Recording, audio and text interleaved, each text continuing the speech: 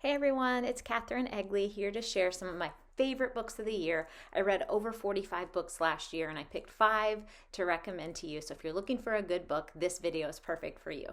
So, you may not know it, but my very favorite genre to read is nonfiction biographies. I love to read about real people from history and how they changed the world.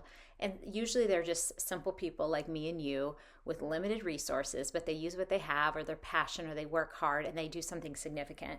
One of those that I read this year that I loved was The Wright Brothers by David McCullough. He is a really good writer. This is filled with just the history of the brothers as well as some context about what was happening in the world.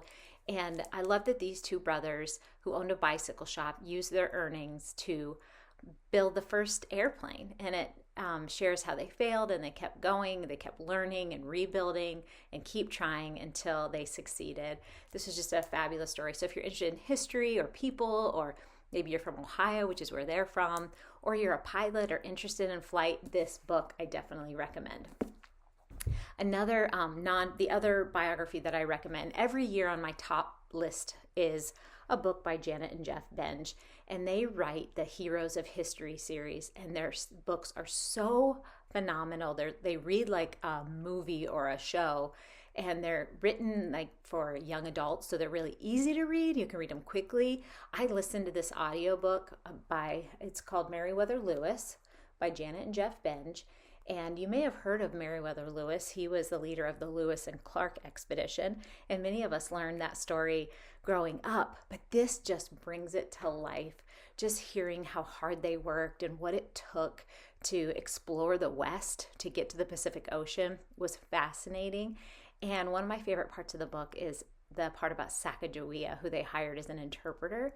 Well, she was pregnant when they hired her, and she had her baby on the expedition, then got up and kept going.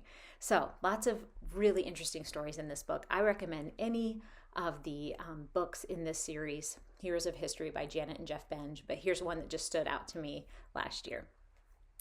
Next, one of probably my favorite fiction of the year was The Lincoln Highway by Amor Towles.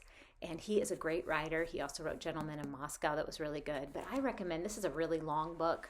I recommend you listen to the audio. It's so well done. And it's great for a road trip. It'd be good to listen to with your children as a family on a road trip. But it tells the story of 18-year-old Emmett.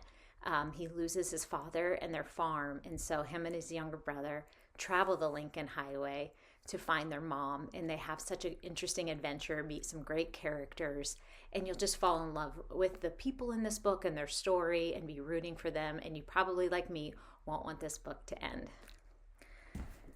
A heavier read, well, it's not heavy, but it's deeper, is Steps by John Ortberg.